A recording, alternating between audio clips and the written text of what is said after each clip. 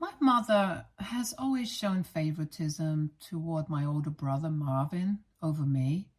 I can't quite pinpoint what it is about Marvin that makes him her favorite, but she has adored him since our childhood, and she has never hidden that fact from me.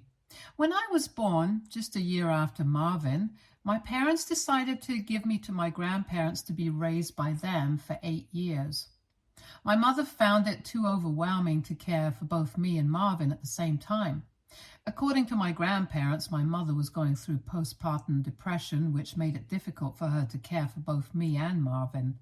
My grandparents didn't put up much of a fight when my mother wanted to give me up to them, understanding the severity of her condition, and my dad couldn't manage to take care of me all alone while also handling his job. As a baby, I had no idea that my grandparents were not my real parents, so I grew up in their loving and blissful household, feeling secure and happy. However, as I started to walk and understand words, things began to change. My parents would come to visit me occasionally, and during these visits, they would explain that they were my real parents and that my stay with my grandparents was only temporary. These visits were always bittersweet and confusing for me. On one hand, I was excited to see my parents. On the other hand, I felt a sense of confusion and abandonment. I would watch my parents spend 2 to 3 hours with me, playing and talking, but then they would bid me goodbye and leave to go back home, taking Marvin with them. This pattern continued, and it became clear to me that Marvin was always their priority. While my grandparents provided me with all the love and care they could, the brief visits from my parents left me feeling like I was unwanted. Finally, when I turned 8 years old, my parents brought me back home.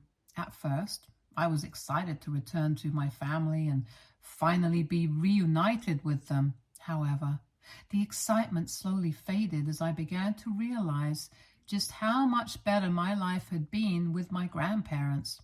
One of the first changes I had to adapt to was sharing a room with Marvin. Marvin had always had his own room, and there was a spare bedroom that my parents could have given me. Instead, they insisted that Marvin and I share a room so that we could bond as brothers.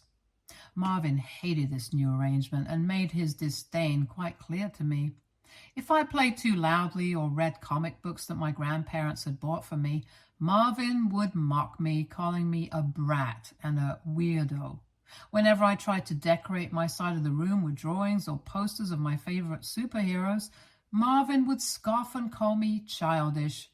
If I brought home a good grade from school and excitedly showed it to my parents, Marvin would roll his eyes and sarcastically call me the teacher's pet. When I practiced playing the keyboard my grandparents had gifted me, Marvin would tell me I sounded awful and should just give up. Even small things like how I organized my toys or the way I talked about my day became reasons for Marvin to ridicule me. He would call me names like nerd or dork whenever I showed interest in reading or learning something new.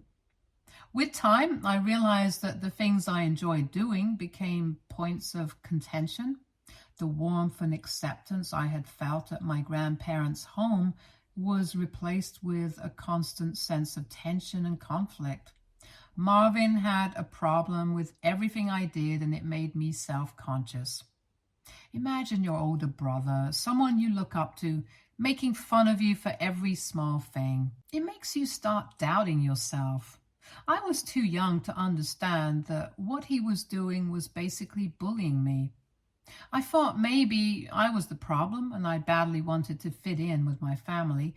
I stopped reading my comic books at home and would only read them in my school library. I stopped playing with my keyboard altogether. I did all of this thinking that maybe, hopefully, my brother would accept me if I changed. Unfortunately, no matter how much I tried to adapt and fit in, Marvin's attitude towards me didn't improve. The more I tried to please him, the more I felt like I was losing parts of myself. Even when I stopped doing all those things that annoyed Marvin, he would find new ways to mock me. I remember in my childhood, I had a lot of pimples due to a skin condition, which has since been remedied. Marvin would constantly tell me how ugly I looked and that my face was disgusting. Hearing this was so hurtful that I would cry and go to my parents instead of supporting me and telling Marvin off. My mother would tell me to stop crying and be a man. Dad wasn't much help either. He would try to stay away from the matter. Mom would tell me how I needed to stand up to my brother instead of coming to her. As a result, due to Marvin's bullying and my parents' inability to make me feel safe and loved, I felt confused and isolated. I longed for the nurturing environment I had with my grandparents, where I had always felt valued and understood. My grandparents did come to visit me whenever they could, and when they did, they would try to gently talk to Marvin and tell him to not trouble me, but he never paid them any heed. Hence, most of the time, I was left alone to deal with things at home. As a result, as I started growing up, I slowly became a very angry teenager. I remember that even though Marvin was older than me, I was getting taller than him, and he did not like that at all. He would bully me about my height, calling me a giant or slender man to piss me off. However, this time, instead of asking my parents for help, I started giving it back to him by calling him a shrimp. I would also knowingly hide his books on the top shelf or above the cupboard so he would not be able to reach them without a chair, which would then give me a reason to make fun of him. He would complain to our parents, and I would sometimes get scolded, but I still felt a mix of satisfaction and guilt for retaliating. While it felt good to stand up for myself, it also meant that our home was becoming an even more hostile environment. The battles between us became more frequent and intense, with neither of us willing to back down. The last straw that proved to me exactly how much my parents favored my brother over me was during my school's annual awards ceremony. I had poured my heart into my studies and was poised to receive the top award in my class. I wanted my parents' support and presence at the ceremony, hoping for their pride and encouragement. However, just days before the ceremony, my mother informed me that Marvin had a swimming competition scheduled on the same day.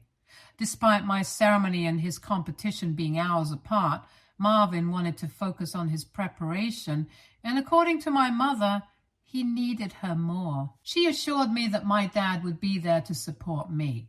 Though disappointed, I resigned myself to the idea that at least one parent would be there for me. On the day of the ceremony, I was shocked when even my dad didn't show up at the last minute. Apparently, my mom had called him urgently, saying Marvin was having a panic attack before his competition and needed him there to calm him down. Dad chose to rush to Marvin's side instead of coming to my award ceremony.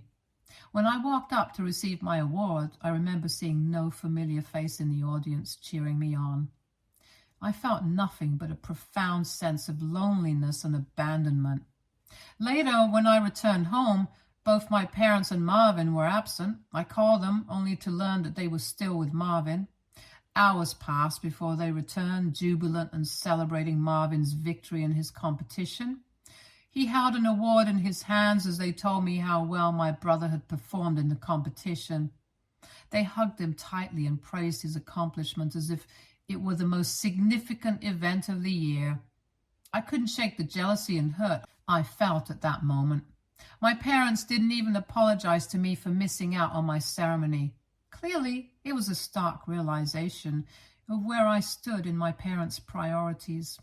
Despite my hard work and achievements, I was always overshadowed and unappreciated compared to Marvin. This entire thing became a turning point in my understanding of how my parents viewed us, and it shaped my perception of myself within my own family. I started to stop asking my parents for help or for them to be present. I stopped thinking that I could depend on them. Whenever I performed well in my studies or sports, I no longer bothered telling them anything. The only people I could talk freely about my achievements were my grandparents. and they always appreciated me, even for small things. Their words meant more to me than any recognition from my parents ever could. When Marvin graduated from high school and was accepted into a prestigious university, my parents made a huge celebration out of it. They were bursting with pride, bragging about his achievements to everyone and hosting a party in his honor. I joined in, congratulating my brother because I genuinely felt happy for him. A year later, when I graduated from high school with acceptance into an Ivy League college, my parents did nothing of that sort. And seeing this, my grandparents wanted to celebrate my achievement by organizing a small gathering with close relatives and some of my friends from school. Initially intended to be a modest affair, word spread and many more family members and friends expressed their desire to join and show their support for me. However, my parents expressed disapproval, deeming this celebration as over the top.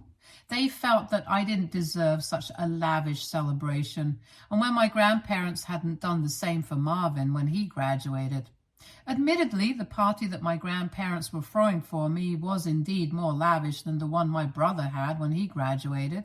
However, I wished my parents could have let me have just one day without complaining. My mother argued that Marvin would feel really bad if he found out that our grandparents were celebrating me with a party, especially considering they had only given him a watch when he graduated.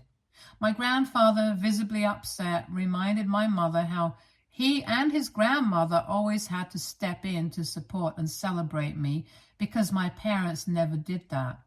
He pointed out how my parents had enthusiastically celebrated Marvin's achievements, but seemed indifferent to mine. My grandmother echoed his sentiments, questioning why there was a double standard in celebrating their children's successes. In response, my parents defended themselves, arguing that it was challenging to balance celebrations for two children and that their focus had naturally been on Marvin's milestones, always since he was the oldest. They claimed their hands were full and that they couldn't do everything for both of us equally. My mother further justified that just because they didn't celebrate me enough didn't mean that they didn't love me, which was laughable to hear. Thankfully, my grandfather felt the same and he was not convinced. He argued back passionately that being parents meant being there for both children and not just one. He criticized my parents for not treating me with the same enthusiasm and support they always showed Marvin. In the end, my parents had no argument to stand on, so I did end up having a huge party just as my grandparents wanted me to have. I had invited Marvin to attend, but he told me he was too busy to attend a silly little party. For years, my parents continued to show their favoritism towards Marvin, even when we were in college. It's also particularly evident in how they treat us and our significant others. While Marvin and his girlfriend were always warmly welcome to our family gatherings, I felt increasingly excluded, especially after I started dating my girlfriend, Claudia. When Christmas came around, my parents would extend invitations to Marvin and his girlfriend without fail each year. However, after I introduced my girlfriend to them, suddenly my parents had concerns about their dinner gatherings becoming too crowded. If they invited Claudia as well, it felt like a double standard. What made it worse was how my parents viewed and talked about my girlfriend. Despite her impressive academic achievements and successful career, they would find reasons to criticize her, which would piss me off. Meanwhile, Marvin's girlfriend, who didn't work and relied on alimony from her ex-husband, was never questioned or judged in the same way. My mother's comments were particularly hurtful. She once openly expressed to me how she would have preferred me finding a more traditional housewife-type girl for me, instead of someone like my girlfriend who was so career-driven. She even suggested that Claudia would not be a good mother to my children. Despite her remarks, I continued my relationship because I believed in my girlfriend and our future together.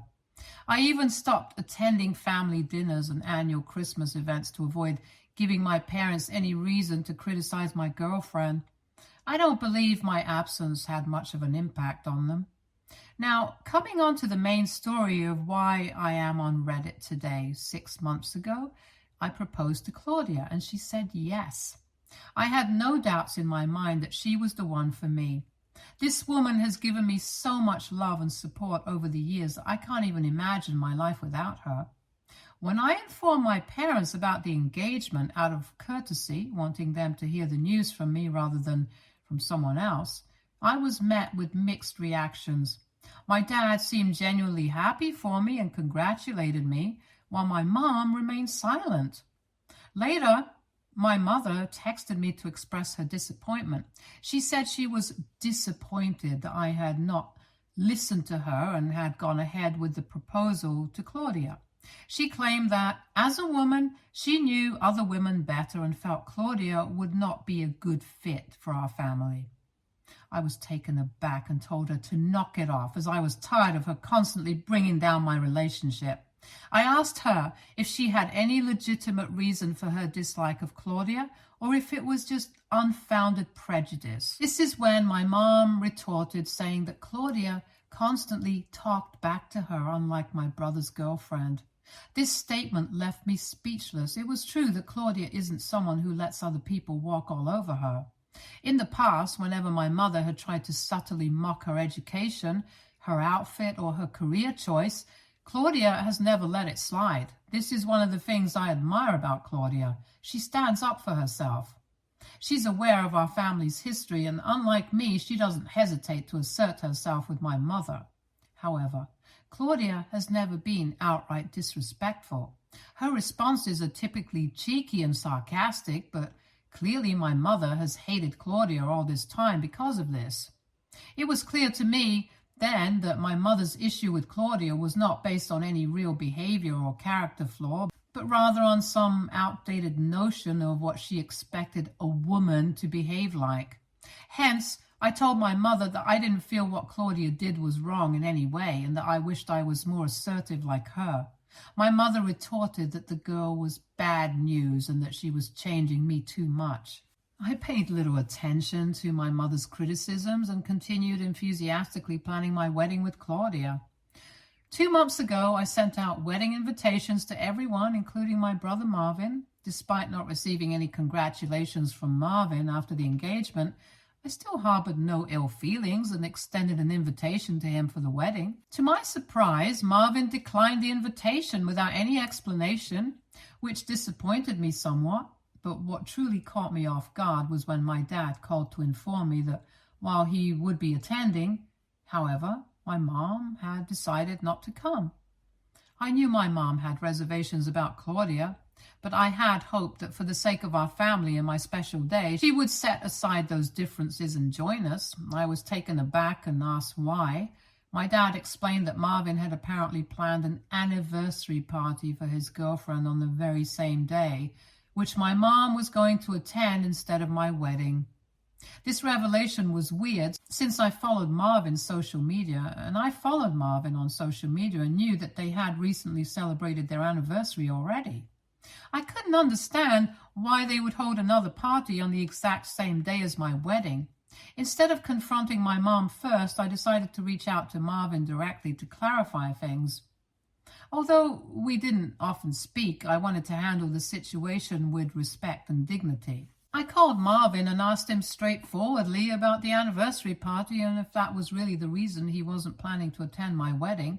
To my surprise, Marvin confirmed that this was indeed the case. He explained him and his girlfriend had originally wanted to celebrate their anniversary with a party, but they did not have enough money saved up at the time. Hence, Marvin admitted that he had gone out of his way to make it up to his girlfriend by working hard and finding a special venue for their celebration that fit within their budget. Unfortunately, the only available date for this venue happened to coincide with my wedding day.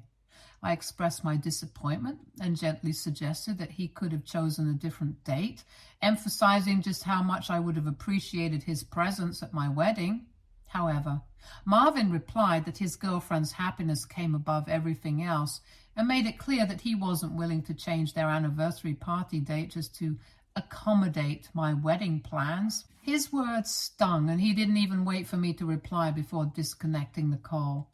Later, when I called my mom to discuss the situation, she resorted to the same age-old explanation she often used with me. She insisted that Marvin would feel hurt if she didn't attend his anniversary party, and reiterated that my dad was already planning to attend my wedding, so I shouldn't be selfish and expect her to come as well. I told her, my voice almost breaking, just how painful it was for me to constantly feel like she treated me as inferior compared to my brother. I explained to her that she could do as she wished, but I was no longer going to acknowledge her as a parent after this. My mother scoffed at my words and told me that I should not be so overdramatic over my wedding. After the fallout with my mom over her refusal to attend my wedding, I chose to cut off communication with her entirely. My main focus shifted to ensuring that Claudia had the most beautiful wedding possible, and that our celebration was filled with joy and love. Despite my disappointment with my mom, I was grateful that my dad honored his promise and stood by me on my special day. When Claudia and I finally tied the knot, my grandparents, who had already anticipated my mom's absence despite their urging, were understandably upset and disappointed. They had even warned my mom beforehand, emphasizing the importance of her presence. The fact that she still chose not to come struck a deep chord with them. What made matters worse was when my brother uploaded pictures after his anniversary party, where my mother could be seen dancing and drinking like there was no tomorrow. The issue wasn't what she was doing, but the way they both seemed to flaunt their disregard for my feelings about their absence from my wedding. My mom never once called me or Claudia to check up on us or congratulate us throughout the whole day. Post-wedding, my grandparents didn't hesitate to confront my mom about her absence from my wedding. They didn't hold back, expressing their disappointment in her behavior, and didn't mince words while telling her plainly that they were fed up with how poorly she had treated me over the years.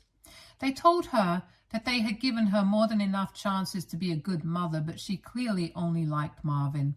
They went as far as to threaten her with consequences, including potentially removing her from getting any of their inheritance. When Mom tried to argue back with them, saying how Marvin's party was important too, they informed her that they would make sure that I got every penny of their inheritance since I deserved it more than her. Now, this was a huge thing to be said by my grandparents and completely unexpected. My mom, who had been struggling to justify her absence at my wedding until then, found herself in a tough spot after hearing this. After her confrontation with her parents, she called me pleading for forgiveness. Mom expressed disbelief at how missing my wedding had escalated into such a fiasco. During our brief talk, she lamented how unfair it would be if I received my grandparents' inheritance instead of her. She urged me to persuade them not to proceed with any decisions related to their estate. Clearly, she was more concerned about inheriting money than fixing our strained relationship. Hence, I didn't engage in much conversation with her as I was on my honeymoon and wanted to preserve my mood. However, lately after I came back from my honeymoon, she'd been calling me almost every day, pleading for another chance to make things right between us. She suggested that me and Claudia should have another wedding, and this time with just close family members if possible, so she can also attend. She's expressed regret over missing my wedding and insists that I should give her an opportunity to remedy the situation. Her change of heart and persistent requests have put me in a tough spot. On one hand, I understand her desire to make amends, but on the other, it's hard to ignore the hurt caused by her absence and the deeper issues it represents. I don't want to plan another wedding just for her to attend. Also, out of nowhere, Marvin sent me a text saying how I should not have involved our grandparents in our private matters, and that Mom is really afraid of losing her inheritance. He said for the sake of her, I should stage another wedding just to restore the peace within our family. AITA if I don't give in to the demands of my mom and Marvin to have another wedding? Update 1. I have talked to Claudia about this, and she agrees that having another wedding would be too cumbersome and unnecessary. She believes I should stand up to my mom and tell her that she had her chance to attend our original wedding, but she chose not to, so now she can deal with it. I want to address some confusion. First of all, I don't hate my brother, even though my parents, especially my mom, have always favored him over me. Over time, I've come to understand that he observed and learned from how my parents treated us. Clearly, my mom favored him, and he took advantage of that. While it would be easy to harbor resentment as an adult, I would prefer to work on our issues and move forward. However, it seems my brother is still immature and enjoys playing those same childish games. Secondly, my grandparents do intend to leave their inheritance just to me, not to my mom or Marvin. It's true my grandparents and I share a much closer bond since they basically raised me, but also they know that my parents are going to take care of Marvin eventually, so they want to look out for me by leaving me with their inheritance. Lastly, my grandparents were not the only ones who were upset with my mother for not attending my wedding.